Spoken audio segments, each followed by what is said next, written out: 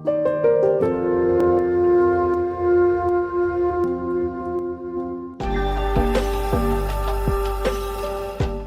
TV நேயர்களுக்கு வணக்கம். நான் உங்கள் யோகா அருண்குமார். தினந்தோறும் நாம் ஆசனாஸ் அண்ட் முத்ராஸ் தொடர்ந்து பார்த்துட்டு வரோம். அந்த வகையில் இன்றைக்கி ஜீரண சக்தியை மேம்படுத்துறதுக்கும் நம்மளோட ஏஜிங் ப்ராசஸை ரிவர்ஸ் பண்ணுறதுக்கும் இளமையை தக்க வைக்கிறதுக்கும் இது ரொம்பவே உதவியுள்ளதாக இருக்கும். குண்டலினி சக்தி அப்படின்னு ஒரு சக்தி நம்மளோட முதுகுத்தண்டோட அடியில் அந்த லாஸ்ட்டில் ஒரு சுருள் பாம்பு மாதிரி சுற்றி இருக்கிறதா சொல்கிறாங்க. அந்த சக்தியை மேலெழுப்புறதுக்கு கூட இந்த பயிற்சி அதி அற்புதமாக நமக்கு வேலை பார்க்கும். இது தொடர்ந்து நாம் பயிற்சி செய்கிறது மூலமாக நம்மளோட அடிவயிற்று சதைகள் ரொம்ப வலுவாகும், வயிறு குறையும், கால்கள் நல்லா வலுவடைய ஆரம்பிக்கும். இன்னும் பலவிதமான பலன்கள் இந்த பயிற்சியை நம்ம செய்கிறது மூலமாக நமக்கு கிடைக்கும். இதுக்கு மகா முத்திரை அப்படின்னு பெயர். இந்த முதிரையை ஒரு பயிற்சி பெற்ற யோகா ஆசிரியர்கிட்ட நீங்கள் நேரடியான பார்வையில் நீங்கள் செய்யும் பொழுது உங்களுக்கு முழுமையான பலன்கள் கிடைக்கும். இதை தெரிஞ்சுக்கங்க.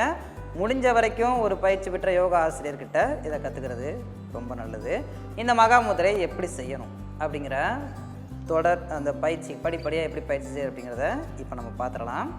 முதல்ல கால்கள் நீட்டின நிலையில் இந்த மாதிரி அமர்ந்துக்கணும். நம்மளோட வலது காலை மட்டும் இந்த மாதிரி மெதுவாக மடித்து வயிறு பக்கத்தில் எடுத்துகிட்டு வந்துட்டு வலது காலை மெதுவாக இந்த மாதிரி கீழே வச்சிடும். உங்களோட இடது பாதம் முகத்தை பார்த்த மாதிரி நல்லா திருப்பினதுக்கப்புறமா கைகளை நல்லா தலைக்கு மேலே மெதுவாக உயர்த்தணும். நல்லா சுவாசிச்சுட்டு மூச்சு நல்லா உள் வாங்கினதுக்கப்புறமா மூச்சு விட்டுக்கிட்டே உங்கள் வயிறை நல்லா உள்ளே தள்ளிக்கிட்டே முடிஞ்ச வரைக்கும் முன்பக்கமாக வளைஞ்சி உங்களோட பாதத்தை இந்த மாதிரி 2 கைகளாலையும் பிடிக்க ட்ரை பண்ணுங்கள். மெதுவாக தலையை முன்னோக்கி வளைச்சிட்டு மூச்சை ஒரு 5 செகண்ட்ஸ்க்கு மட்டும் 5 நொடிகள் மட்டும் அடக்கிறதுக்கு ட்ரை பண்ணுங்கள். அதற்கப்புறமா நம்ம உடலை தளர்த்திக்கலாம்.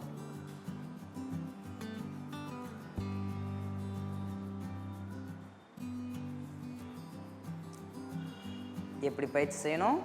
கைகளை தலைக்கு மேலே உயர்த்தி நல்லா உள் சுவாசம் எடுத்துட்டு மூச்சு விடும் வேளையில் முன்னோக்கி வளைஞ்சி 2 கைகளாலையுமே பாதத்தை இந்த மாதிரி பிடிச்சி உங்களோட சுவாசத்தை ஒரு 5 வினாடிகள் உடலுக்குள்ளேயே நிலைநிறுத்தி உங்கள் உடலையும் உங்களோட வயிறையும் ரொம்ப உன்னிப்பாக கவனிக்கணும்.